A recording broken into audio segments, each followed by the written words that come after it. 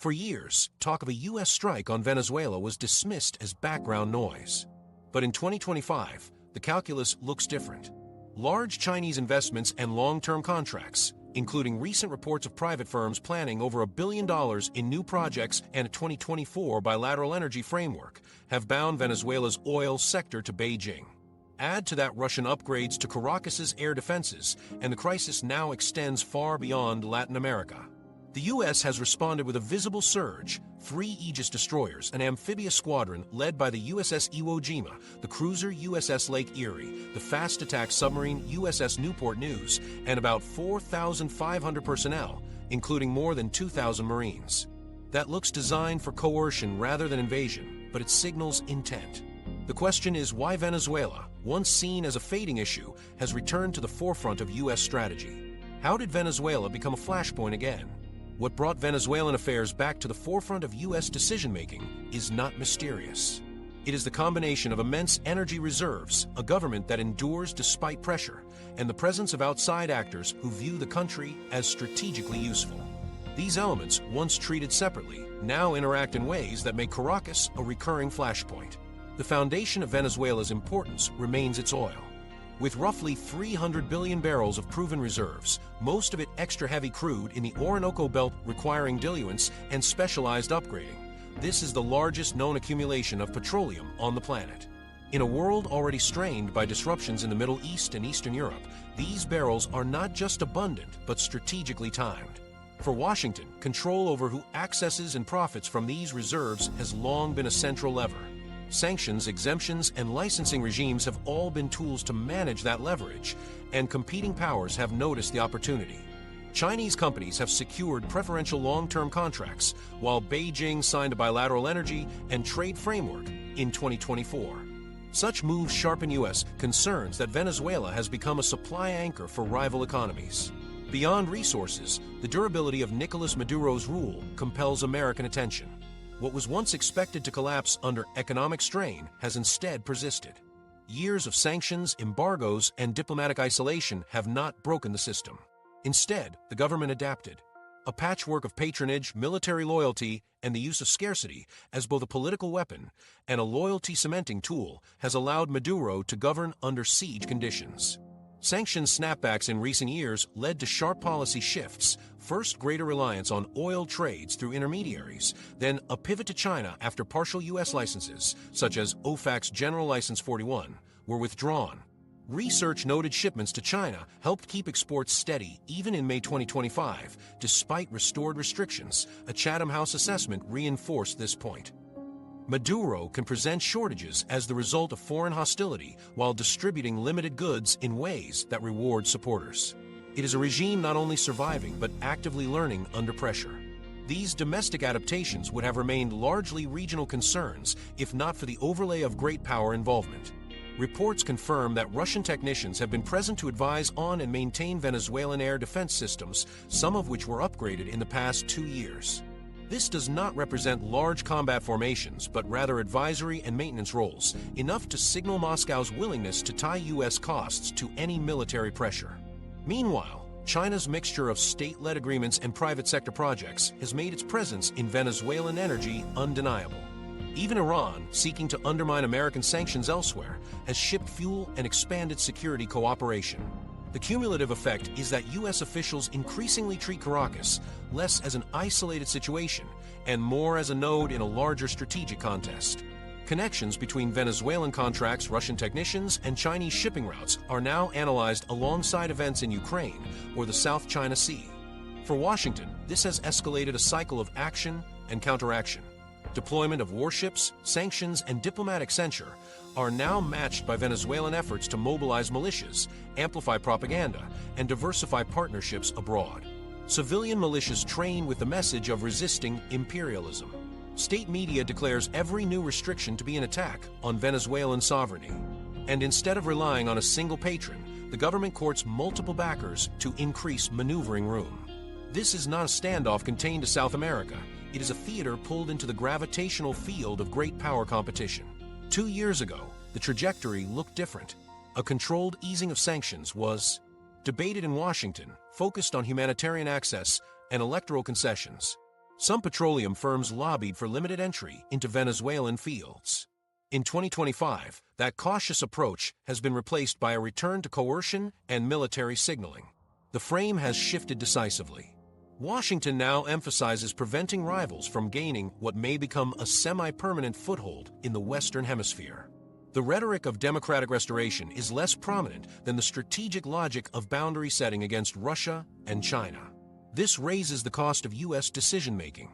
Measures aimed at pressuring the Venezuelan regime are, in practice, entangled with broader rivalries. Interfering with Chinese oil contracts or testing Russian-supplied systems in Venezuelan territory risks retaliation elsewhere. Beijing can respond in East Asia. Moscow can escalate in Europe.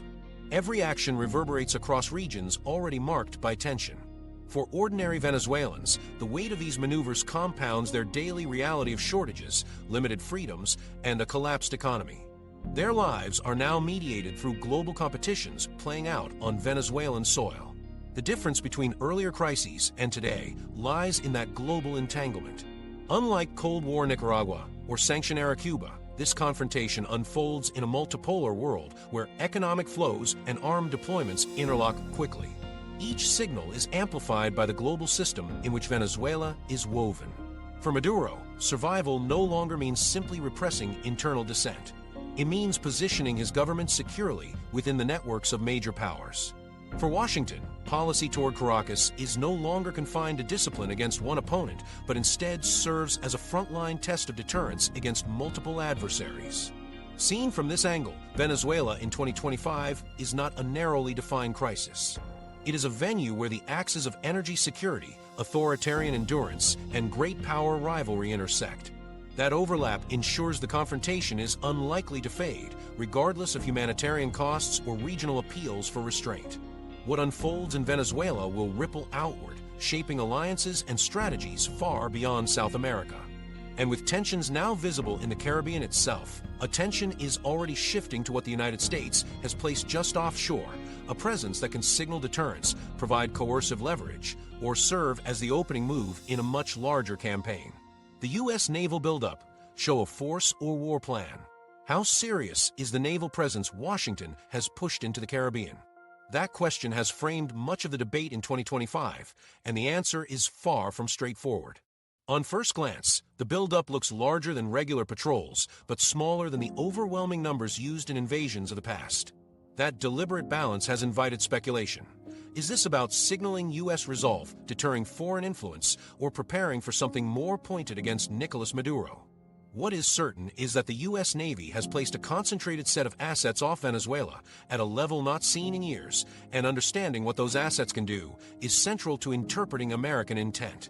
The verified mix includes several Arleigh Burke-class destroyers, a three-ship amphibious ready group carrying around 4,500 personnel, of which roughly 2,000 are Marines, the guided missile cruiser USS Lake Erie, and the Los Angeles-class fast-attack submarine USS Newport News.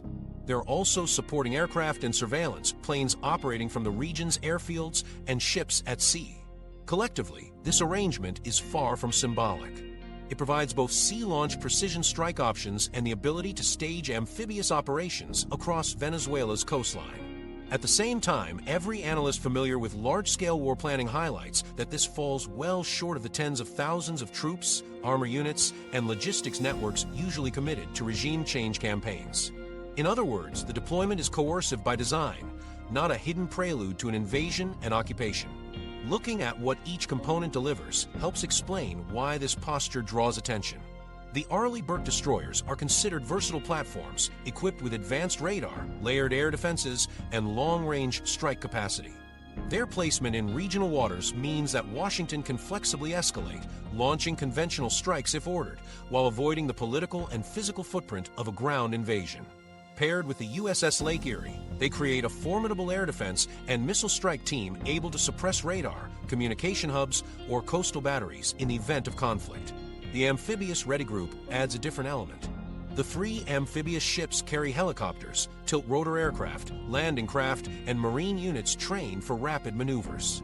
While too small to seize and hold a country of Venezuela's size, such a force could rapidly conduct raids on coastal facilities, secure temporary footholds to evacuate personnel, or strike at sensitive targets before withdrawing.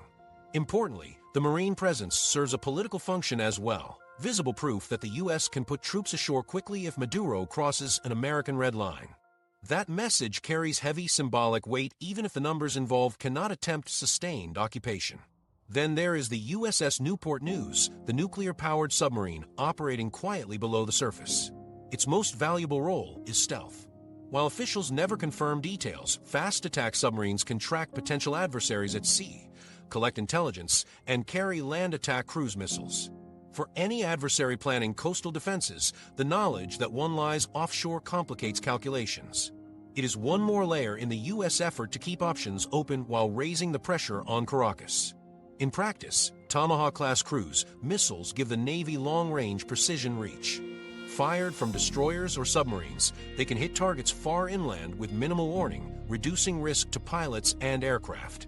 Paired with carrier-based surveillance flights in the broader theater, this allows the U.S. to credibly threaten Venezuela's command centers, air defense networks, and oil facilities without ever stationing major ground forces nearby. But numbers matter, and limitations are clear. A few thousand Marines supported by destroyers and a cruiser cannot control Venezuelan cities sprawling across rugged terrain. They cannot dismantle the several hundred thousand irregular fighters pledged to defend Maduro, nor can they occupy oil fields spread across remote areas. For that, past conflicts demonstrate a coalition needs tens of thousands of ground troops, secure staging bases, round-the-clock supply chains, and months of buildup, elements simply absent from today's Caribbean deployment. That reality reinforces that the U.S. posture is aimed at pressure and signaling, not conquest. Analysts point out that this apparent restraint is not weakness, but strategy. By positioning versatile strike assets rather than massive invasion forces, Washington retains maximum flexibility. If diplomacy progresses, the ships can be quietly withdrawn after showcasing U.S. resolve. If Maduro or his allies miscalculate, the destroyers and Marines provide rapid, limited strike capacity. That ambiguity, uncertain whether forces are present for leverage or action, is exactly the effect U.S. planners seek. Inside Venezuela, the effect is immediate. State media frames the buildup as proof of American aggression, feeding Maduro's narrative that foreign enemies seek to recolonize the region. Opposition groups, however, read the same naval presence as cautious reassurance that their plight is not ignored abroad. This dual political impact illustrates why deployments matter even without a shot fired. American ships off Venezuela bring both deterrence abroad and propaganda uses at home. Regional observers also highlight the broader signaling balance. The assets are not simply about Venezuela, they are visible to Moscow and Beijing. Each destroyer and amphibious ship broadcasts the message that Washington intends to police what it still sees as its strategic backyard. This reassures allies in the hemisphere, but also raises the possibility of countermeasures from Russia or China elsewhere. Managing that dynamic, showing capability without committing to escalation, is the careful line American planners are pursuing. To some, there is also a softer explanation. Amphibious forces carry medical support and humanitarian relief capability, resources regularly used in natural disasters. Official statements emphasize that the U.S. Navy is positioned to respond not only to conflict, but also to regional emergencies. Yet critics argue that while this is technically true, the presence of advanced strike platforms makes the deployment far more coercive than humanitarian. Again, ambiguity blurs the line between threat and reassurance, tightening pressure on both Maduro and his foreign partners. The careful calibration has led many to characterize the buildup as political leverage packaged in military form. It is enough to keep Venezuela's leadership uncertain, enough to remind Russia and China of American reach, but not enough for an outright war plan. That balance is why the deployment continues to spark debate. It may be temporary coercion, or it may be the staging point for selective strikes if political calculations change. Later we'll explain why those destroyers are a better bargaining chip than an invasion force. The next question, though, turns inward. A naval buildup can threaten or coerce, but whether it works depends on the target's ability to resist. That raises the obvious issue. If Washington did decide to use force, how capable is Venezuela of fighting back at all? Inside Venezuela's military playbook. Inside Venezuela's military playbook, the focus has never been on matching U.S. strength in a conventional fight. Instead, the goal is to prepare a combination of forces, formal, irregular, and foreign-supported, that can raise intervention costs to levels Washington may hesitate to bear. This is not an army built for parity. It is an apparatus designed for resilience, disruption, and survival under pressure. On paper, the Venezuelan Armed Forces, or FANB, still provide the structured backbone. They include the Army, Navy, Air Force, National Guard, and a militia system closely tied to the ruling party. Estimates of strength vary widely. Government figures claim 95,000 to 150,000 active personnel in the regular force, though operational readiness is uneven. Beyond that, officials promote eye-catching militia numbers, even claiming 4.5 million participants. Independent assessments view these figures as exaggerated but still concede that large numbers, possibly in the hundreds of thousands, have gone through basic training or at least received weapons. That gap between inflated rhetoric and hard capacity is central. The Venezuelan military talks in millions, while practical estimates focus on tens of thousands. The key weight lies in the militia system. Over the past decade, the Maduro government has expanded it as a reserve network, framing participation as patriotic duty. Recruits include civil servants, retirees, and workers from state-run factories, often brought in with minimal preparation. Their actual battlefield effectiveness is questionable, but sheer scale alone matters. Urban militias complicate any foreign plan to seize and stabilize Caracas or Maracaibo, while rural groups use terrain to hide and harass. Even if most carry outdated rifles, the perception of mass resistance is the point.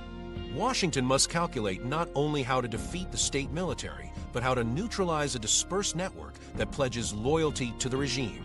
Parallel to the militias are the colectivos, neighborhood-based paramilitary groups. These organizations blur into street politics, acting as both enforcers of party control and localized defense units. They manage food distribution, suppress dissent, and protect territory in exchange for government tolerance and resources.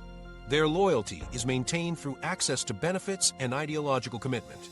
Militarily, collectivos are small compared to regular units, but have an outsized impact because of their urban entrenchment. In dense neighborhoods where terrain favors defenders, collectivos can carry out ambushes and harassment tactics that stretch interventions into protracted urban warfare. Venezuela's recent mobilization underscores its readiness to activate these networks. In August 2025, the government announced the deployment of 15,000 troops to its Colombia border, officially as a response to alleged incursions. The move highlights how Caracas tries to display active force on multiple fronts, even when the readiness of these units is undermined by resource shortages. Such visible mobilizations remind both domestic and international audiences that the state apparatus still commands deployable soldiers, while militias and collectivos provide local staying power. The role of foreign equipment and expertise further strengthens this playbook. Russian support has delivered air defense systems, upgraded surface-to-air missiles integrated across several sites that create layers of coverage over major cities. Even if maintenance problems limit full effectiveness, U.S. planners must anticipate losses during suppression campaigns. Beyond arms, Moscow provides advisory personnel, linking Venezuela's defenses symbolically to a wider alliance. China contributes additively, drones for surveillance, monitoring kits, and technology with dual military and civilian applications. These systems allow Venezuela to observe U.S. naval movement, track airborne patrols, and monitor potential landing zones. The payoff is not technological parity, but a defensive posture that forces American commanders to prolong campaigns and accept higher risk. Despite these inputs, structural weaknesses persist. Analysts highlight consistent shortages of spare parts, fuel, and munitions. Aircraft lack maintenance. Many pilots do not log enough flight hours to remain proficient. Navy ships operate with limits, struggling to stay at sea for extended patrols. A Chatham House review underscored that underinvestment and supply chain collapse make Venezuela's conventional defense uneven at best. Corruption drains resources at every level, with fuel and rations diverted by officers for private gain. This hollows out readiness and hurts morale, leaving some units capable on paper, but incapable in practice. This is why conventional defense is not the true heart of Venezuela's approach. Its doctrine favors an asymmetric defense, delaying, disrupting, and exhausting the invader. Militia numbers, whether inflated or partial, matter mainly as a deterrent to occupation. Collective groups, familiar with tight urban terrain, further turn every apartment block or intersection into a potential battle zone. Foreign-supplied systems add risk to the skies, preventing any easy sweep. The desired effect is cumulative, slowing U.S. operations, escalating costs, and drawing out conflict long enough for political pressure abroad to outweigh military objectives. Geography adds another obstacle. The sprawl of Caracas, with narrow alleys and vertical apartment blocks, gives small groups the ability to tie down more heavily equipped forces. Mountain ranges and jungles complicate movement, conceal irregular units, and place logistical burdens on any invader. Urban militias, even in small numbers, could pin down Marines for days in limited areas, producing both delays and civilian casualties. Strategic planners judge that Venezuela relies on this dynamic. Quick victories are unlikely, and prolonged visibility of fighting could erode U.S. domestic resolve. The limitations of this playbook should not be glossed over.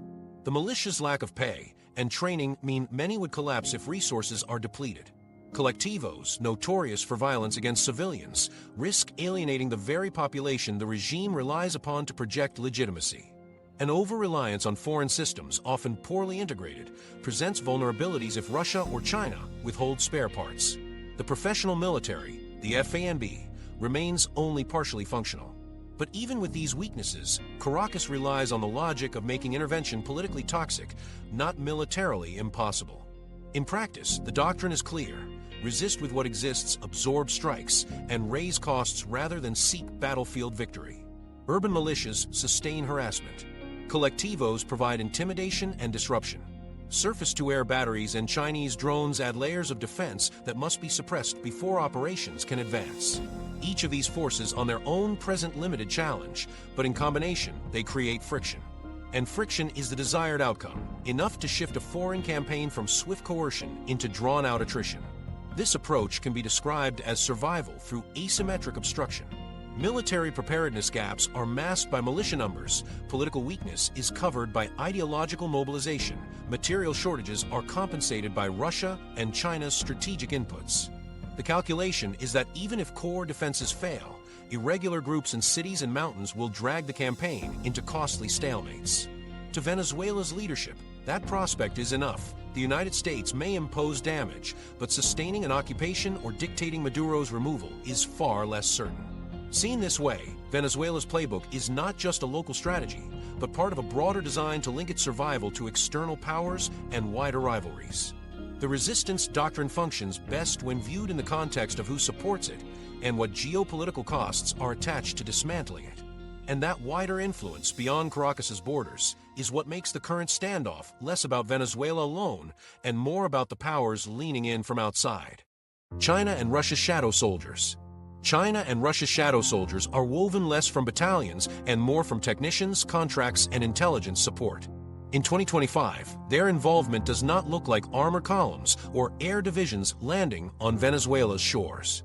Instead, Moscow and Beijing press against U.S. influence with smaller but carefully chosen moves, military advisors, surveillance technologies, financing structures that tilt the balance without the weight of open intervention.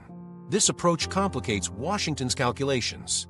Each radar installation upgraded with Russian help or each long-term oil deal signed with a Chinese firm ensures that the cost of U.S. action cannot be measured by Venezuelan resistance alone. Russia's imprint is most visible in the realm of air defenses and military advisory roles. Teams of Russian technicians have worked with Venezuelan crews to maintain and upgrade systems first delivered years ago: radar arrays, surface-to-air launchers, and electronic warfare equipment. Independent analysts note these additions do not neutralize advanced U.S. aircraft, but they increase the risks. Every radar site near Caracas or Maracaibo raises the chance that American strike plans carry political and civilian costs. For commanders who aim to keep operations quick and low profile, even modest Russian systems force a longer campaign. The human layer matters as much as the hardware. Russian advisors, often numbered in the hundreds rather than thousands, provide training on operating SAM batteries, running radar, and integrating jamming techniques. Their presence creates two effects. First, it feeds intelligence both to Caracas and to Moscow, tracking how American ships maneuver in Caribbean waters, identifying reconnaissance patterns, and monitoring political moves in neighboring Colombia and Brazil. Second, it forces U.S. strategists to consider the potential consequences if Russian personnel are harmed in any strike. A missile that destroys a radar station is one thing. A missile that kills Russian technicians introduces political fallout stretching beyond Venezuela. Hints of a more expansive Russian role appear occasionally in reporting. Some sources claim private military actors, often linked to groups like Wagner, have either scouted or lightly supported Venezuelan units. Yet open-source confirmation remains limited. Most publicly available intelligence stops at technical support and advising, with no definitive evidence of large-scale paramilitary deployment. That ambiguity itself is useful for Caracas. Rumors of shadow forces add psychological weight, even when substantiation is thin. China operates with different tools. Rather than trainers in uniform, Beijing embeds itself in Venezuela's economy through contracts, investment frameworks, and technologies that double as instruments of political control. Oil contracts signed by Chinese firms stretch out over decades, covering billions of barrels by projecting regular exports far into the future. A striking case underscores the scale. In 2024, Reuters and CNN reported that a private Chinese company planned more than $1 billion in investments to produce roughly 60,000 barrels per day by the end of 2026 under a 20-year deal. That project alone illustrates why China's engagement matters. It locks Beijing into Venezuela's energy future, while granting Caracas steady funding streams buffered from Washington sanctions. Payments routed through these arrangements bypass U.S. oversight. Oil is sometimes traded for goods, machinery, or financial credits, ensuring the regime maintains breathing space when its other markets narrow. For Maduro's government, each contract is more than economics. It supplies pay for loyal commanders, stipends for militias, and props up state patronage systems. Washington aims to strangle revenue, but China keeps alternative taps partially open. That continuity strengthens regime survival at critical moments when isolation might otherwise have cracked the system. Technology forms the other half of China's footprint. Over recent years, Venezuelan forces and state agencies have received drones, AI-based surveillance systems, and communications platforms labeled as commercial imports. In practice, these are dual-use tools. Agricultural drones are reconfigured for border patrols. Off-the-shelf surveillance cameras equipped with Chinese facial recognition software are deployed in Caracas's streets. Communications platforms link security services more efficiently, improving the tracking of protest movements or suspected dissidents. For U.S. planners, drones spotting amphibious movements present another liability in a contested coastline. For Venezuelan citizens, these technologies tighten the state's grip in everyday life. Together, Russia and China reshape Venezuela's defenses not by flooding the country with foreign fighters, but by layering capacities carefully chosen to complicate external intervention. Moscow frames its involvement as an opportunity to mirror U.S. encroachment on Russia's own frontiers. Each radar station in Venezuela is cast as symbolic reciprocity for NATO presence in Eastern Europe. For Beijing, the incentives are longer term. Locking down oil supply chains and testing surveillance equipment in Venezuela's turbulent environment allows strategies that can be refined for wider application. Caracas becomes both a partner and a test bed. Neither Russia nor China appears eager to escalate beyond this level of commitment. They show little interest in sending combat brigades or risking direct clashes with American forces in South America. The strategic logic is to keep their exposure limited while ensuring that Washington must account for them at each step. If Russian technicians man air defenses, their potential targeting raises international blowback. If Chinese contracts underwrite oil exports, any attack on related facilities risks disrupting relations with Beijing. In both cases, the deterrent stems less from muscle on the ground and more from the political consequences built into their presence. For Maduro, external support exceeds symbolism. His regime gains defensive cover, airspace more dangerous to penetrate, revenues less dependent on sanctioned trade, and surveillance tools fit for suppressing unrest. Domestic propaganda weaves this into a larger narrative, painting Venezuela as part of a global struggle against imperialism. Russian security perspectives and Chinese contracts are recast as proof that Caracas belongs to an axis of resistance. This theme resonates with parts of the population suspicious of U.S. motives, amplifying pro-government cohesion at home. The cumulative effect of these inputs is subtle but significant. A radar array extending detection zones by even 50 kilometers forces U.S. jets to spend more missiles suppressing defenses. A handful of reconnaissance drones lengthened the time needed for clandestine naval movements. Energy revenues that might have dwindled to a trickle instead keep loyalty networks intact. None of these factors make Venezuela a peer opponent, but they raise costs across every dimension of planning. The larger consequence lies in precedent. Russia and China have proven they can establish viable presence in the Western Hemisphere with relatively little investment, creating headaches for the United States at short range. For Washington, leaving Venezuela uncontested risks inviting greater encroachment in the future. This projection is watched by allies and rivals alike. If Russia plants layers of air defense expertise within America's neighborhood and China sustains oil deals despite sanctions, both broadcast the erosion of U.S. dominance in its own hemisphere. This transforms the standoff into more than a cross-Caribbean tension. Every American destroyer patrolling Venezuela's coast implicitly signals not only to Caracas, but to Moscow and Beijing. Each step is measured for global impact. For U.S. planners, intervention in Venezuela is not judged solely against immediate goals, but against the message it would send across Europe or Asia. That perspective explains why the risk calculus has shifted so sharply. Yet, while these external ties harden Venezuela's defenses, they do not change another central front in the confrontation. Alongside radars, drones, and contracts, the campaign that shapes daily life most sharply inside Venezuela has unfolded through economics.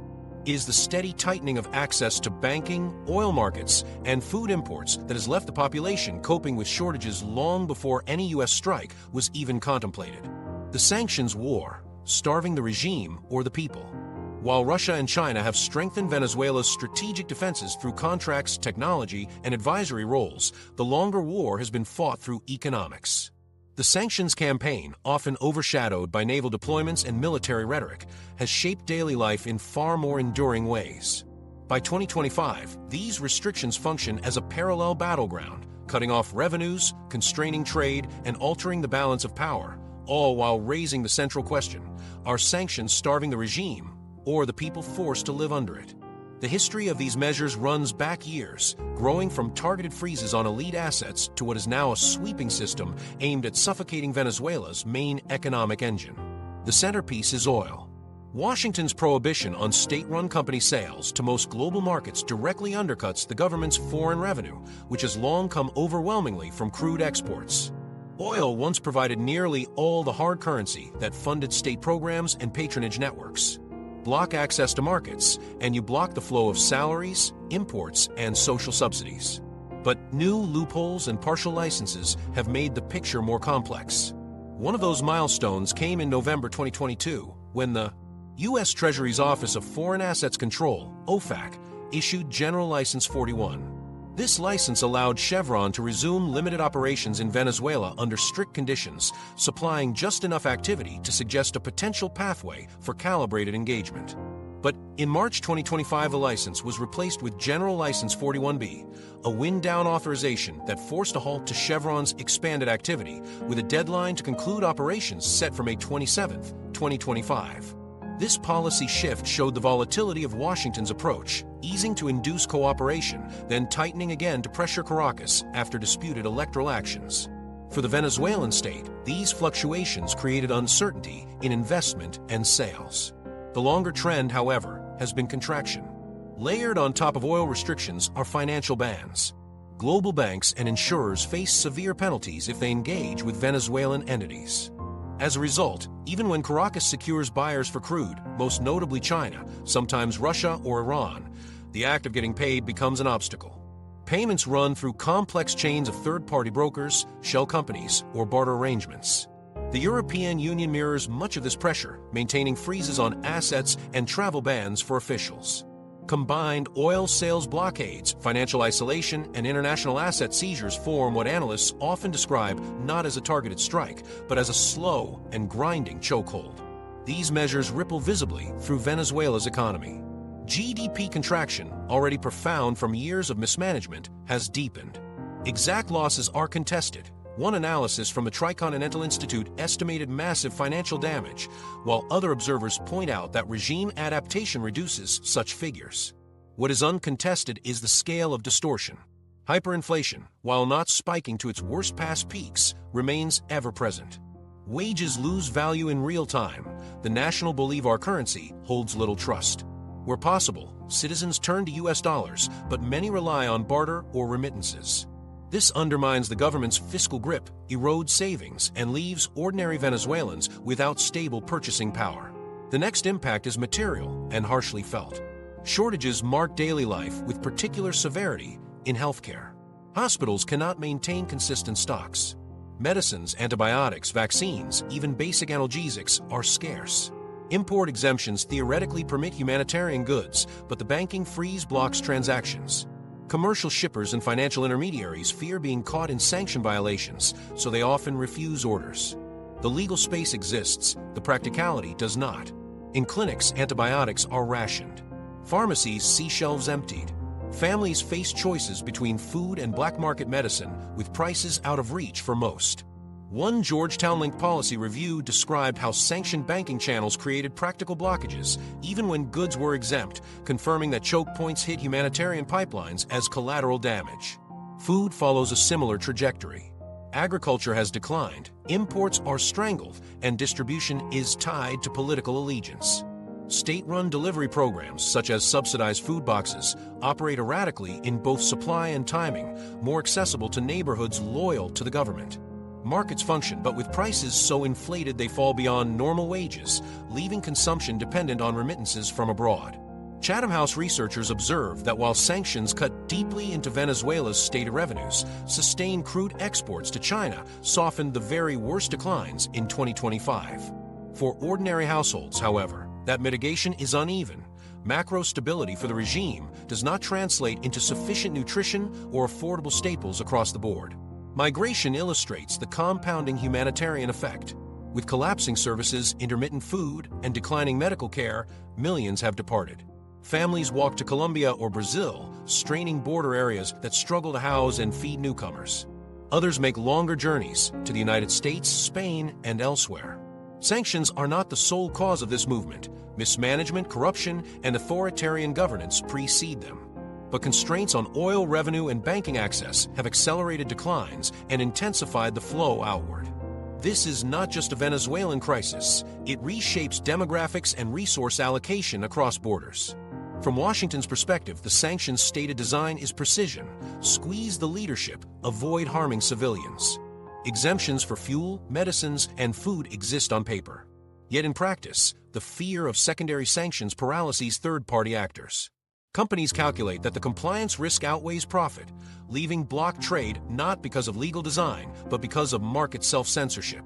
American officials describe this as an unfortunate but manageable side effect. For families in Caracas choosing between rent and antibiotics, it is hardly minor. Caracas uses that gap skillfully. Maduro's government casts sanctions as collective punishment. State media draw parallels with Cold War-era embargoes and describe Washington as trying to starve Venezuela into obedience. Propaganda highlights the billions held in frozen overseas assets, contrasting those reserves with children lining up for bread. Crowds leaving clinics without medicine form part of a visual argument. Blame is shifted from domestic corruption and patronage to foreign aggression. The political payoff is clear. The more sanctions pinch, the more the official narrative cements. Regionally, the optics carry. Latin American neighbors, already overwhelmed with refugee inflows, rarely endorse Washington's measures. Colombian towns balancing thousands of arrivals daily struggle with housing, employment, and food distribution. Brazilian border states face clinics overrun. For these governments, sanctions generate instability rather than solutions. Leaders voicing opposition to Maduro simultaneously criticize U.S. measures as counterproductive. Shaping that sentiment are international observers and humanitarian organizations who argue that sanctions compound human costs and undermine any legitimacy Washington claims for its policy. Meanwhile, oil markets complicate calculations. Even under pressure, illicit or semi-illicit Venezuelan shipments move through opaque supply chains. Blended fuels, reflagged tankers, and routed deals get crude eventually into Asia. Every shipment funds Caracas's survival. Washington calls this sanctions evasion, and indeed, it undermines the broader regime. But it also demonstrates the limits of enforcement in a diversified global market. Venezuela cannot earn like it once did, yet adaptation and patrons, particularly China, keep flows alive. As analysts have noted, this makes the results mixed. Revenues fall far short of potential, but collapse is avoided. Internally, the paradox is sharper. Sanctions cut the government's formal income, narrowing the ability to fund broad state functions. Yet they expand opportunities for elites positioned within black market structures. Officers control smuggling. Loyal civilians receive preferential food subsidies. Businesses close to the ruling party find arbitrage in sanction-distorted markets. Scarcity ceases to undermine the system. It becomes a resource to profit from and a weapon to cement loyalty. In this way, pressure aimed at breaking authoritarian structures often entrenches them more deeply. Washington accepts this paradox as a cost worth bearing, framing sanctions as containment. So long as Caracas is financially isolated, U.S. officials argue it cannot fund destabilization abroad or freely collaborate with external rivals. But for citizens, the lived outcome is harsher. Economic survival depends on family networks sending cash from abroad, tricky exchanges in black markets, or staying visibly aligned with the regime to access subsidized goods. Migrants carry the same calculation across borders. When state and market collapse, leaving becomes rational. By 2025, this sanctions front has done far more to define Venezuela than the overhead movement of destroyers or submarines. Wealth is reduced. State capacity is hollowed. Partnerships are distorted inward toward Chinese buyers and covert operators. At the same time, millions face economic scarcity, limited access to medication, and the traumas of forced migration. Sanctions have thus become both weapon and wound, constraining the state but scarring the population, providing the regime with propaganda fuel while diminishing Washington's moral standing. The unresolved question is what comes next. Pressure has weakened Caracas's resources, but it has not dissolved Maduro's rule. Instead, it has fused survival to external patrons and sharpened public suffering. Those outcomes are not abstract. They play out each day at household level, in hospitals without supplies and kitchens where meals are skipped. The sanctions war, debated mainly in foreign capitals, is felt most acutely in ordinary lives inside Venezuela, and it is there that the deeper implications reveal themselves. The humanitarian price, a nation in collapse. While sanctions and global rivalries absorb much of the foreign debate, the lived experience within Venezuela is defined by something far starker: the country's humanitarian collapse. For ordinary Venezuelans, the crisis is measured not by naval maneuvers, but by shortages of food, medicine, and electricity, and by the relentless uncertainty of survival. The nation's condition in 2025 is among the most severe humanitarian emergencies in the world, shaped by years of economic decline and governance failures that have left entire communities in a state of perpetual emergency. Displacement on this scale is unprecedented in the region. According to the UN Refugee Agency, UNHCR, more than 7.7 million Venezuelans have left their country, making this one of the largest displacement crises ever recorded in the Western Hemisphere. Unlike sudden war displacements, the Venezuelan exodus has stretched across years, growing steadily as conditions worsened. Families with limited means walk for days across Andean passes to reach Colombia, Peru, or Ecuador. Others scrape together enough for bus tickets into Brazil or flights to Spain and Mexico. Aid reports consistently describe images of families waiting long hours at border crossings, often carrying only a single bag of belongings. What began as a movement of professionals and skilled workers has expanded into a broad migration of teachers, agricultural workers, and children, communities that now cast their future elsewhere. Conditions left inside Venezuela reveal why that exodus continues. Surveys by agencies working on the ground document widespread food insecurity affecting the majority of households. Malnutrition has become visible in rural provinces and urban centers alike. Families often substitute cheap starches like cassava or rice for more expensive proteins, while portions are stretched across several meals. Cooking oil, corn flour, and rice appear sporadically in local markets, their costs changing daily under inflation pressures.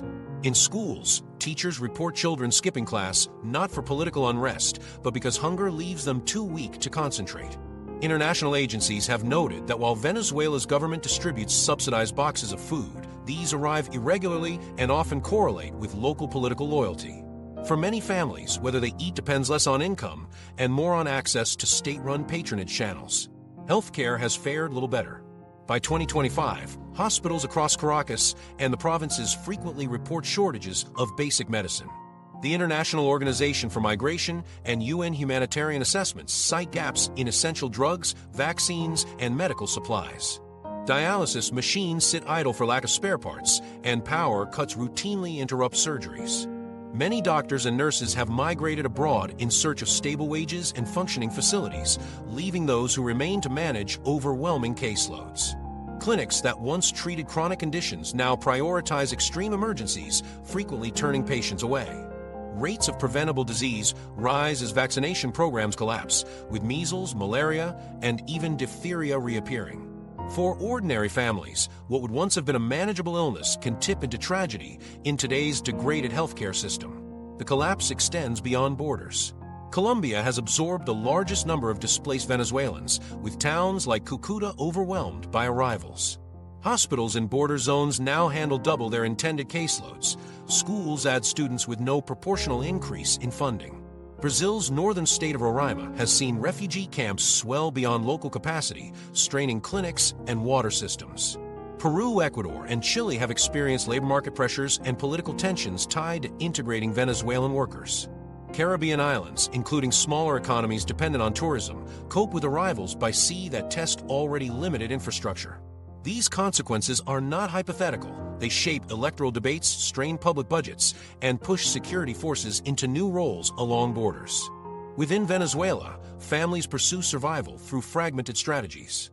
Remittances from relatives abroad now form one of the country's most important economic lifelines.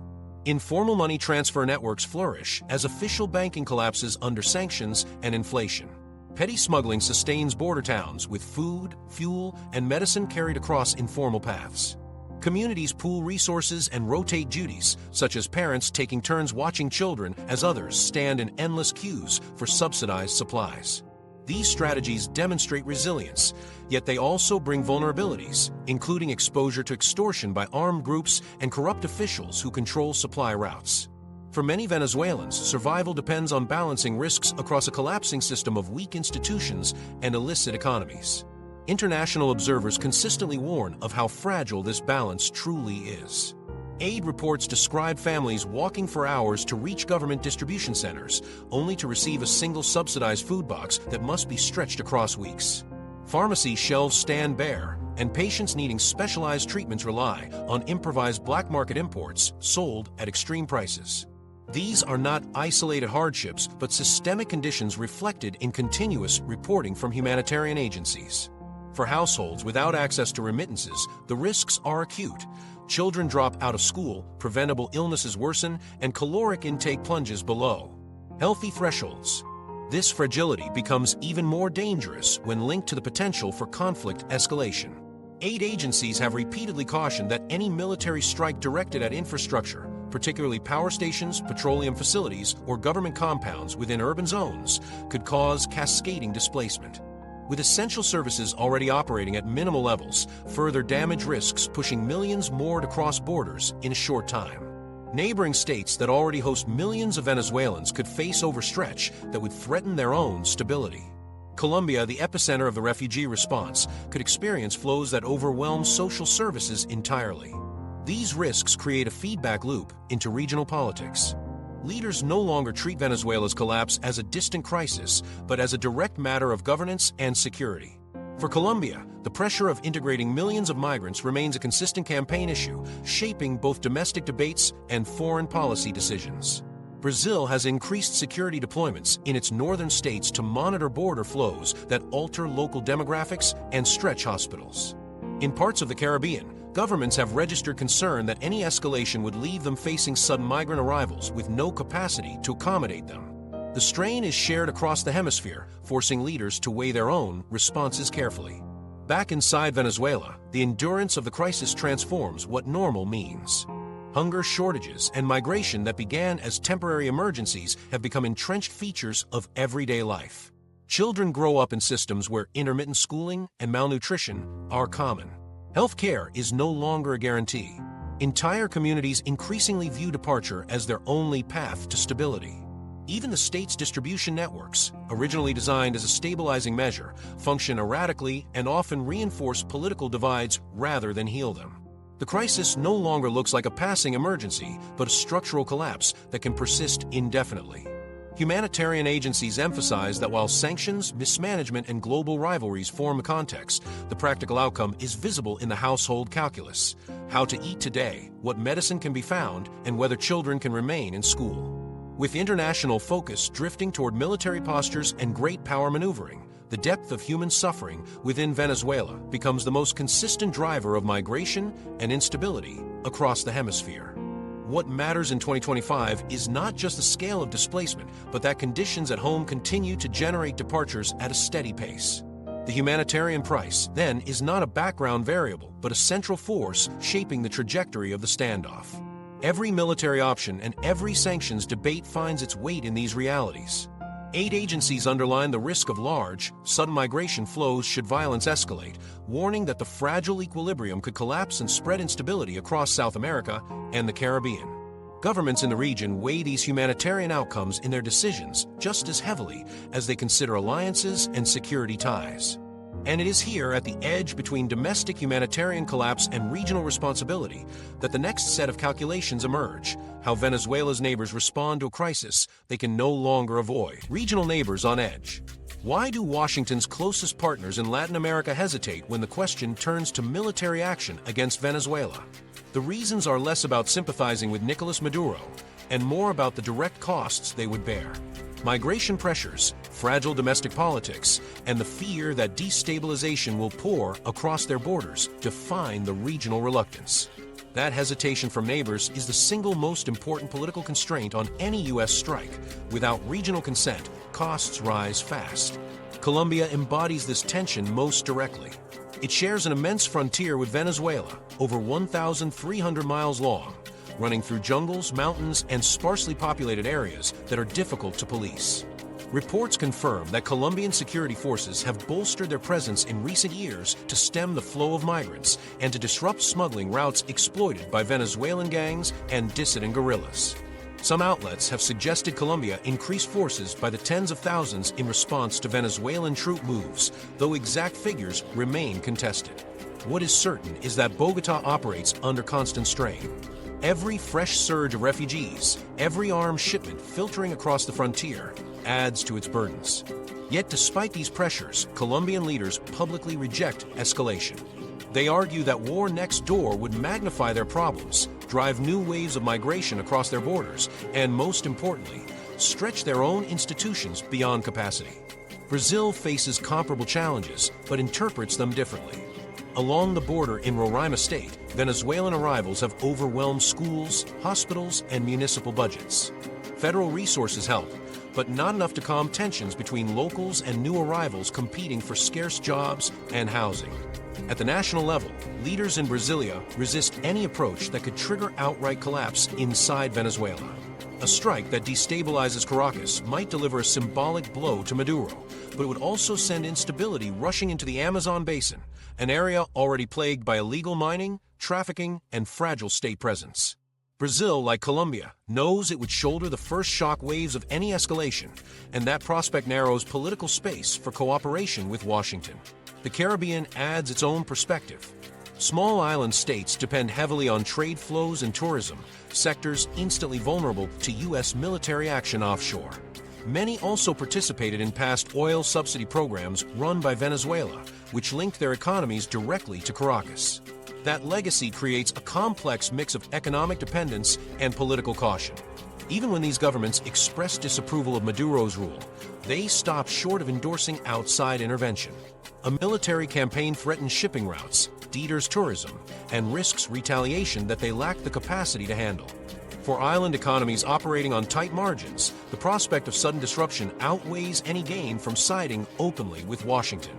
All three examples, Colombia, Brazil, and Caribbean states, reflect the same calculus: the costs of escalation would land at home first. Refugee camps would swell, fragile regions would absorb new destabilization, and essential trade could be disrupted. U.S. officials might frame intervention as decisive action, but regional leaders see an open-ended crisis they would be left to manage long after American forces withdraw. That logic drives their consistent refusal to commit troops, bases, or direct assistance to any U.S.-led military plan. Domestic politics reinforces this restraint. Latin American governments balance fragile coalitions and electorates wary of foreign entanglements. In Colombia, endorsing an American operation risks reigniting domestic divisions over peace accords and inequality. In Brazil, leaders know entering another country's war could become an electoral liability. For Caribbean governments, where political coalitions are often precarious, supporting intervention might fracture parliamentary stability. Beyond immediate politics is memory. Across the region, the record of U.S. interventions in Latin America, from the Dominican Republic to Panama, shapes attitudes even today. Leaders recognize that appearing to serve as Washington's deputies carries costs at home, especially when publics associate such moves with lost sovereignty and worsened conflict. Together, these factors explain why regional leaders speak with one voice in condemning Maduro while avoiding military commitments. Humanitarian concerns dominate, but so do political survival and the lessons of history. Opposition figures point out that a strike could increase migration beyond what local economies can handle. Former officials warn that aligning too closely with American plans would hand rivals a powerful narrative tool to portray them as captives of foreign agendas. Even pragmatic arguments, such as the need to preserve public services or to protect border security, align against escalation. It is within this frame that organized crime and security spillovers also weigh. Colombia's experience shows how weakness in Venezuela fuels transnational crime. Gangs use porous borders to maneuver drugs, weapons, and migrants northward. Brazilian security services cite similar problems radiating into their states, where Venezuelan gangs adapt quickly to illicit economies already in motion. Smaller Caribbean nations lack capacity to manage smuggling that spikes with each new wave of instability. To them, the idea that escalated conflict could shatter fragile control mechanisms and expand organized crime networks further cements opposition to outright confrontation. From Washington's perspective, this resistance is a strategic obstacle. Plans for a coalition modeled on past interventions falter because the most obvious partners will not place themselves at the center of instability.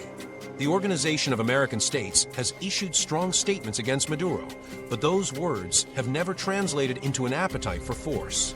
Even countries that call for elections and human rights improvements stop short of granting basing rights or deploying naval patrols. U.S. officials may attempt to frame this as hesitation that will fade under pressure, but for the governments involved, it is grounded in clear-sighted risk management. Caribbean governments illustrate this by signaling concern while avoiding hard commitments. They participate in diplomatic initiatives, attend regional meetings, and endorse humanitarian aid, but when asked to provide staging grounds or forces, the conversation ends. For small nations balanced on thin economic foundations, hosting foreign warships carries risks out of proportion to any benefit. The message is subtle but unmistakable. Solidarity ends at the water's edge of escalation. This common posture across the hemisphere is not simply reluctance. It is the product of practical realities. Decades of observing international interventions have convinced leaders that collapsing one government rarely stabilizes its society. Instead, interventions deepen crises and multiply refugees. Against that backdrop, officials may denounce Maduro and support sanctions or mediation, but they will not endorse military action that promises to destabilize their own societies further. For Washington, that refusal narrows options sharply. Coalition rhetoric cannot mask the fact that the states most exposed to Venezuelan fallout will not risk owning a military campaign. Their migration systems are already stressed, their politics are already polarized, and their economies are already coping with fragile balances. Agreeing to bases or deployments would make them targets for additional instability without any guarantee of shaping outcomes inside Venezuela. This regional stance offers a clear lesson. Even governments opposed to Maduro's leadership fear the consequences of escalation more than the status quo. That calculation restrains Washington and ensures that Latin America, as a whole, remains resistant to outright confrontation. The contradictions are only apparent on the surface. In practice, they reflect coherent strategies built around survival, legitimacy, and stability. And yet, despite this political caution across the hemisphere, pressure continues to grow elsewhere. While neighbors guard against destabilization on their borders, another force shapes U.S. calculations more than any other: the question of energy and what control over Venezuela's reserves means at a time of global strain. Oil and the global energy chessboard. Oil sits at the heart of Venezuela's confrontation with Washington, transforming the country from a struggling state into a global flashpoint. Venezuela holds the world's largest proven oil reserves, about 297 to 303 billion barrels, most of it extra-heavy crude concentrated in the Orinoco Belt. Those reserves cannot be produced and refined easily. The thick crude requires diluents and specialized upgrading before it can be commercially viable, which raises costs and demands outside expertise. Yet despite these structural barriers, oil remains the one resource able to fund the state, draw in patrons, and tie Venezuela directly into rival power networks. In 2025, oil is not background, it is the central piece of leverage. For Nicolas Maduro, every barrel exists less as fuel and more as a financial and political tool. Even under sanctions, he has used oil to construct alternative flows of money and goods. Caracas offers discounted exports to buyers willing to risk secondary sanctions, trading shipments for cash, food, or equipment. Revenues, although reduced, sustain the loyalty of officers, commanders, and party loyalists whose support keeps the government intact. Oil does not only pay for the regime's apparatus, it anchors Maduro's strategy of survival. Without those flows, even limited as they are, state patronage networks would fray. With them, Venezuela's leadership retains enough stability to withstand external pressure. The legal landscape around these flows underscores why oil politics and U.S. sanctions policy are inseparable. In November 2022, Washington issued General License 41, permitting Chevron to resume limited operations in Venezuela. This move briefly increased output in 2023 and 2024, according to multiple energy analysts, allowing some oil to re-enter formal markets under regulated terms. By March 2025, however, the U.S. Treasury replaced that license with General License 41B, a wind-down framework with an end date of May 27, 2025. What had been a cautious opening was slammed shut, depriving Caracas and Chevron of continued legal exports.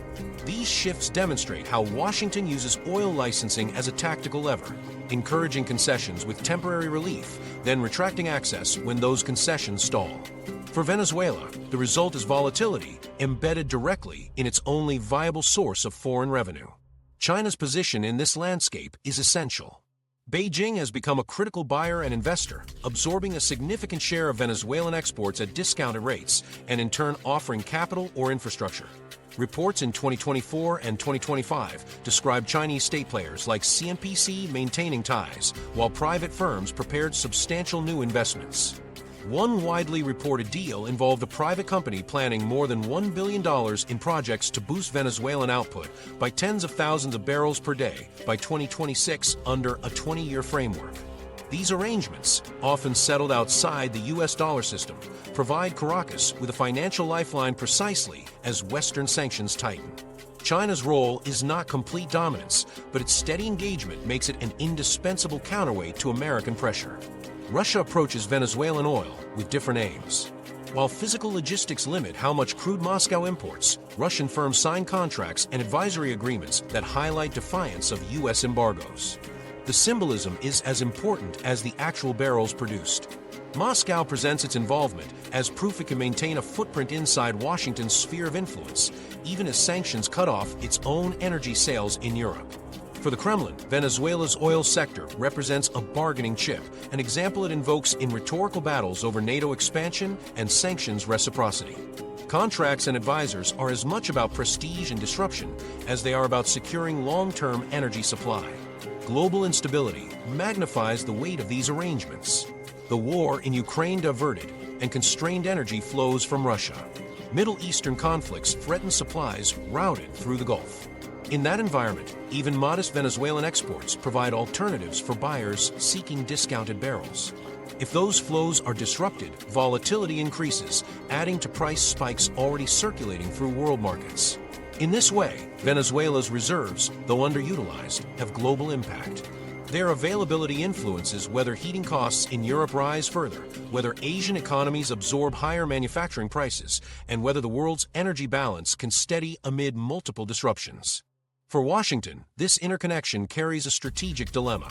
Allowing contracts with China and Russia to deepen pulls Venezuelan reserves into rival energy networks. Severing those links through strikes risks halting output entirely, with price shocks reverberating across allies still struggling with war-related inflation. Oil functions as a geopolitical lever, not in theory but in practice. who buys Venezuelan barrels and under what terms, alters the global balance of supply and demand. The geography of those reserves intensifies the stakes. Much of Venezuela's oil lies in the Orinoco Belt in the form of extra-heavy crude that requires advanced technical upgrading. When US and European companies departed, they left a vacuum filled by Chinese and Russian firms experimenting with methods to process the resource effectively. This shift represents not merely lost profit for Western majors, but the diffusion of knowledge that once underpinned their primacy in petroleum engineering. For Washington, the concern goes beyond Caracas. Expertise transferred in Venezuela could strengthen Beijing and Moscow in other heavy oil ventures across the globe, reinforcing their independence from Western partners. Alongside formal contracts, informal networks keep revenues alive. Tankers employ flags of convenience and complex logistics to conceal shipments. Cargoes are often blended with other consignments or reflagged to disguise origin. Each operation adds fragments of revenue to the Venezuelan state and demonstrates that sanctions, while damaging, are not impermeable. The persistence of these routes ties Caracas more deeply into global smuggling networks, embedding its oil in shadow economies that resist regulatory oversight. These flows may be modest in scale, but over time they knit Venezuela into an international supply web that Washington cannot fully sever.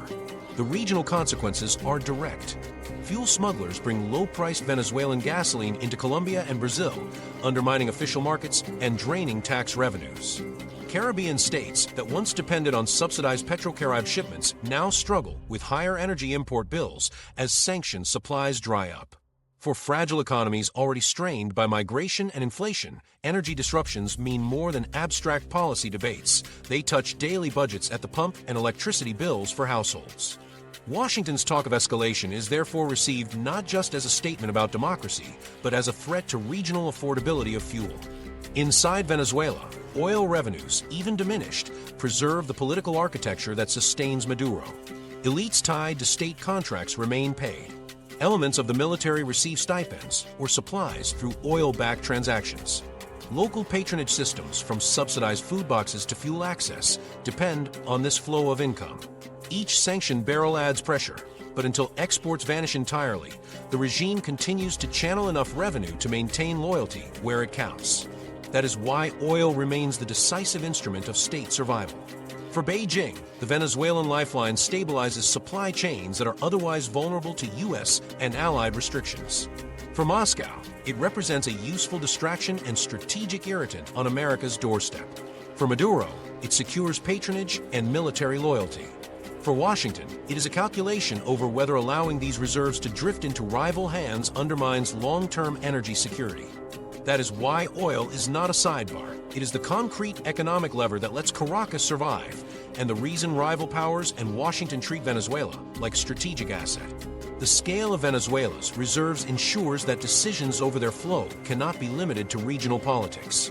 About 300 billion barrels lie beneath Venezuelan soil, and contracts signed today bind output decades into the future. Each new deal helps determine whether future crises will leave Washington, Beijing, or Moscow with greater capacity to weather supply shocks. The energy contest over Caracas is therefore not symbolic. It rests at the intersection of war, sanctions, and the survival of global economies under stress. But knowing oil's importance does not resolve Washington's dilemma. If military pressure risks destabilizing markets and tolerance permits rival footholds, what actual options remain open? This is the strategic uncertainty now shaping U.S. planning. How to act without either destabilizing allies or ceding control to adversaries. That unresolved tension brings the debate directly to the question of choices, whether the United States pursues diplomatic negotiations, limited strikes, or something far more costly. Possible paths: diplomacy, strike, or invasion. What remains unsettled is the direction Washington is willing to take, a set of choices that range from cautious negotiation to outright force. Analysts inside the U.S. defense and policy system routinely frame the discussion around three broad scenarios: limited strikes, a full invasion, or diplomatic engagement reinforced by economic pressure. Each path comes with sharp risks, and the calculus pivots less on whether the U.S. can win in a military sense and more on how much volatility leaders are willing to unleash in Venezuela, across the region, and globally. The first option, often raised, is limited precision strikes. Rather than land campaigns, this would rely on the ships, submarines, aircraft, and marines already postured in the Caribbean. The purpose, proponents argue, would be to impose costs on Nicolas Maduro's government without becoming trapped in a prolonged war. Targets might include radar installations, air defense batteries, command compounds, or energy infrastructure. Advocates claim that even small-scale precision attacks could weaken Maduro's grip by disrupting military cohesion and signaling that defiance against Washington carries direct consequences. Importantly, the goal would be political pressure rather than territorial control to degrade defenses and push Caracas toward negotiations from a position of weakness. Yet planners know such operations are neither simple nor clean. Venezuelan defenses, improved with Russian-supplied systems and technical crews, create hazards that cannot be ignored. Any strike would require advanced suppression, multiple cruise missile launches, jamming, and intelligence support to reduce risks to U.S. aircraft. Such acts would almost certainly destroy systems maintained with Moscow's assistance, turning a limited Venezuelan crisis into an issue with global consequences. Russia, humiliated by the loss of its technology, could retaliate asymmetrically in Ukraine, in cyber operations, or against U.S. forces elsewhere. Oil markets would react instantly, tightening supplies and pressuring economies around the world. Instead of quick coercion, strikes could cascade into wider instability. The second scenario is the most sweeping, full invasion. Public debate often assumes this is where deployments naturally lead, but doctrine and numbers prove otherwise. The U.S. Navy presence, destroyers, an amphibious group with Marines, a cruiser, and a submarine, is formidable for coercion or raids, but nowhere close to the force needed for occupation. Historical cases provide scale. Iraq in 2003 required hundreds of thousands of personnel and months of buildup. To realistically topple Maduro with certainty, Washington would need tens of thousands of troops staged in advance, reserve call-ups, and cooperation from neighbors hosting bases. None of these steps has materialized in 2025. Even imagining that they did, Venezuela's terrain makes invasion extraordinarily costly. Dense urban sprawl in Caracas and Maracaibo, jungles along the Orinoco, and mountains in the west favor irregular resistance. Militias embedded in neighborhoods would ambush occupiers. Supply convoys would come under attack. Insurgency would prolong the fight past any initial victory. Militarily, such commitments would sap American resources at a moment when global pressures already stretch U.S. deployments across Europe and the Pacific. Politically, the United States would stand isolated. Latin American neighbors have refused basing rights and reject regime change efforts, fearing destabilization that would spill directly onto their borders. These factors leave invasion as the least viable path, despite the rhetoric hovering around it. By contrast, diplomacy presents a less dramatic but more practical trajectory. Negotiation does not end disputes overnight, and Maduro has a record of promising reforms only to consolidate control. Still, when the alternatives involve escalations with Russia, wider wars of occupation, or major shocks to oil markets, even messy diplomacy looks comparatively attractive. Talks could revolve around electoral guarantees, humanitarian access, or limits on foreign military ties. U.S. sanctions form the leverage. Naval deployments add pressure, serving as the visible reminder of what could follow. But the heart of the diplomatic toolkit remains economic. Here, one critical piece is the history of Chevron's license to operate in Venezuela.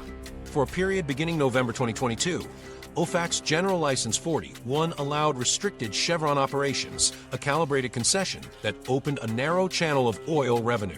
Then in March 2025, Washington reversed course by issuing General License 41B, a strict wind-down mandate with a final deadline of May 27, 2025. This reversal signals the carrot-and-stick nature of U.S. policy. Licenses can entice concessions when dialogue progresses, and they can be pulled back to punish Maduro when talks stall. Diplomacy remains fragile, but the Chevron example illustrates how oil and sanctions interact with statecraft, creating pressure points short of war. Supporters of dialogue argue that this balance, the hard presence offshore, the legal levers through licenses and sanctions, is precisely why diplomacy can still function. Neither side trusts the other, yet both recognize escalation carries catastrophic costs. Washington uses sanctions relief as a bargaining chip. Caracas uses the promise of negotiations to buy time and legitimacy with its foreign patrons. Skeptics complain that such talks allow Maduro to stall while ordinary Venezuelans suffer under shortages and inflation. But policymakers counter that the alternative, airstrikes drawing Moscow's retaliation or a ground war with no allies, would trigger outcomes worse than stalemate. Summarizing the risks underscores why indecision has lasted so long. Limited strikes threaten to antagonize Russia directly and disrupt global oil markets.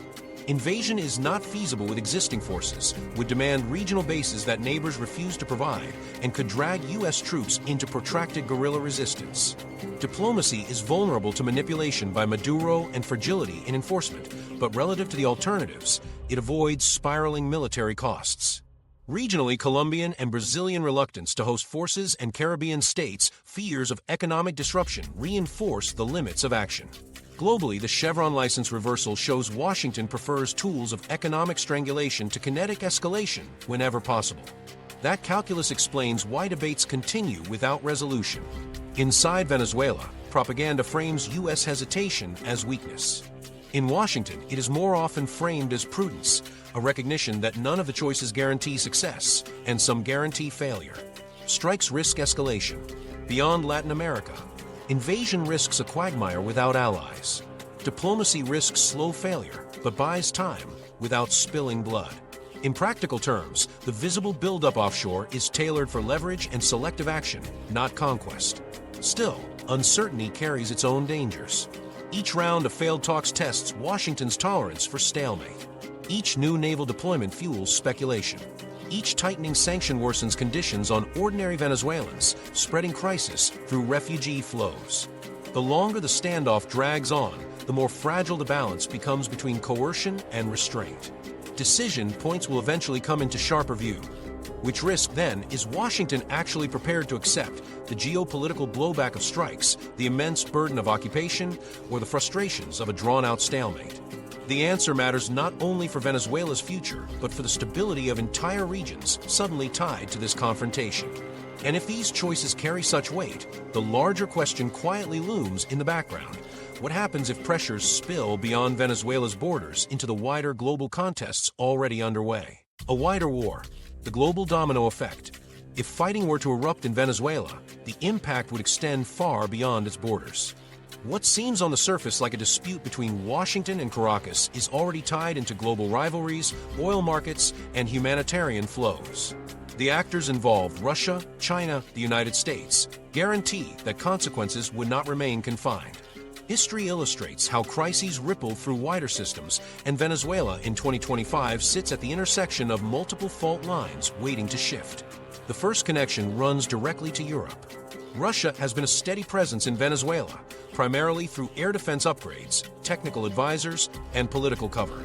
If U.S. strikes were to disable radars calibrated with Russian assistance or destroy systems maintained by Russian personnel, Moscow would not interpret that as a local setback. It would see a blow to its credibility. But rather than risking direct military involvement in South America, the Kremlin has more practical levers. Analysts highlight cyber operations, expanded missile campaigns in Ukraine, or intensified harassment of NATO patrols as likely areas of escalation. In this way, Russia can exploit American distraction by pressing harder in Eastern Europe, knowing Washington might struggle to sustain high pressure in two theaters. Venezuela becomes, from Moscow's perspective, leverage in the wider confrontation over Ukraine. A second domino lies in energy markets. With approximately 300 billion barrels of proven reserves, Venezuelan oil sits outside OPEC's core, but carries global weight.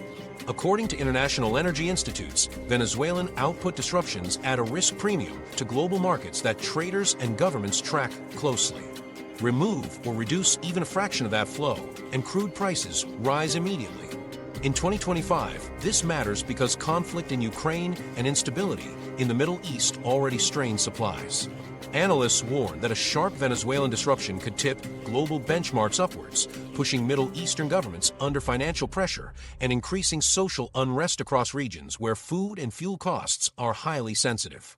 The echo effect spreads to Europe and Asia, where higher shipping and energy prices filter quickly into households and factories.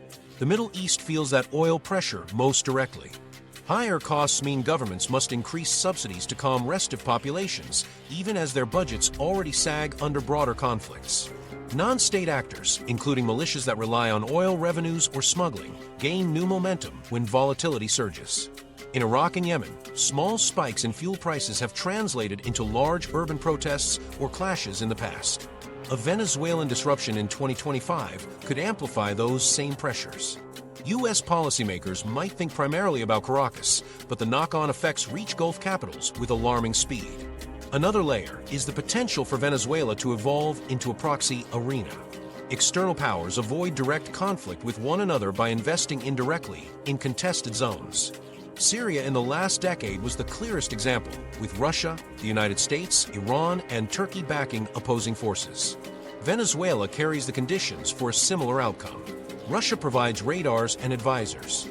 China secures decades-long oil contracts and supplies surveillance technology.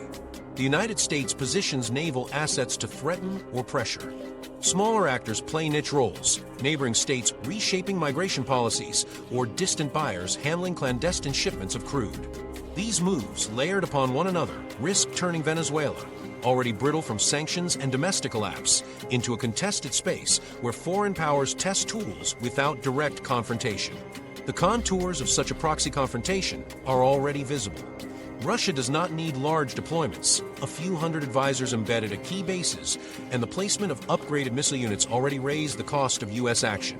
Strikes that kill Russian personnel, even unintentionally, invite responses elsewhere.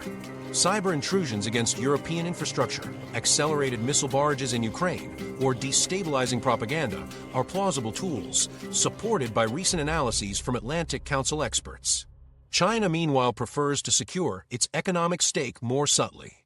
Satellite imagery provision, cyber protection for Venezuelan ministries, and commercial drones repurposed for monitoring all enhance Caracas's resilience without putting Chinese forces at risk. Should contracts unravel under U.S. fire, Beijing has non-military responses available, pressure on American companies operating in China, tougher stances in the South China Sea, or restrictions in supply chains. Venezuela thus connects to wider rivalries through plausible tools already documented in prior conflicts. Closer to home, the domino effect strikes through human movement. UNHCR reports that over 7.7 million Venezuelans have already left their country, making it one of the largest displacement crises in the world. If war adds new displacement, numbers accelerate quickly past the fragile thresholds host countries manage today. Colombia, Brazil, and Peru, all heavily burdened already, would face migrant flows beyond present capacity. Colombian border towns with hospitals already running double caseloads would be overwhelmed. Brazil's Roraima state, struggling with refugee camps, would see conditions deteriorate further. Peru, Ecuador, and Chile, each handling hundreds of thousands of arrivals, could see political polarization sharpen as local populations feel squeezed. This humanitarian surge translates into politics. Leaders once willing to align with Washington might reconsider if their citizens blame American actions for instability. Energy threads through all these dominoes. Columbia University's energy reporting emphasizes that even modest reductions from Venezuela create uncertainty that traders price into global futures. This risk premium pushes up costs for shipping and heating well before barrels are fully lost. The forward-looking pricing dynamic means that unrest in Caracas adds strain in Europe or Asia instantly. The signal itself, U.S. willing to restrict rival access to Venezuela's reserves, reverberates worldwide. Whether or not markets collapse, volatility grows, undercutting already fragile economies. The strategic dilemma becomes clear. Washington might succeed with short-term military goals in Venezuela, but absorb far higher costs abroad. Russia could escalate more aggressively in Ukraine. China could retaliate economically or technologically. Oil markets could swing wildly, punishing U.S. allies across Europe and Asia. South American partners, destabilized by refugee surges, might peel away diplomatically. None of these outcomes require American defeat in battle. They emerge through interconnected vulnerabilities. The worst case is therefore not apocalyptic but concrete. Strikes on Caracas lead Russia to intensify its campaign in Ukraine, splitting NATO's focus. Oil disruptions push prices higher, straining allies already confronting inflation. Displacement floods into neighboring South America, destabilizing democracies that Washington depends upon. China increases costs for American businesses in its markets or pressures Taiwan's support environment, while U.S. attention faces another demand abroad. These are measured, plausible steps backed by evidence of how rivals have historically exploited distraction. This is precisely why decision-makers in Washington calculate so carefully over escalation. Because the buildup in the Caribbean is not isolated. It is tied into Europe's war, Asia's economic contest, and the Western Hemisphere's fragile migration equilibrium. Any action in Venezuela interacts with existing tensions already stretched close to breaking point. In the end, the crucial question is not military capacity. The US can disable Venezuelan defenses. The harder question is whether it can absorb the compounded fallout across multiple theaters at once. That uncertainty explains why global capitals track the standoff closely. For them, Venezuela represents more than a domestic crisis. It is a testing ground for the balance of power itself. And while the choices remain uncertain, the stakes extend far beyond South America. The consequences reach into Europe's battlefields, Asia's trade networks, and the hemisphere's political balances, reminding leaders everywhere that regional crises are now inseparable from global competition. This recognition frames the debate going forward and sets the stage for understanding how Venezuela's trajectory echoes inside the wider pattern of the 2020s. Venezuela's standoff is best understood in three parts. First, it is a geopolitical crisis, not just a local dispute, anchored in roughly 300 billion barrels of reserves and deepened by Chinese contracts and Russian advisors. Second, Washington's naval posture is coercive and calibrated to avoid full invasion, but it always risks escalation if miscalculation occurs. Third, the humanitarian collapse and refugee flows that already strain neighbors remain the main political check on U.S. military action. Which risk would you accept? Escalation, a prolonged stalemate, or another policy mix? Tell us below. How Washington balances coercion, economic pressure, and diplomacy while managing the humanitarian fallout will determine whether Venezuela stays a regional crisis or becomes a wider geopolitical test.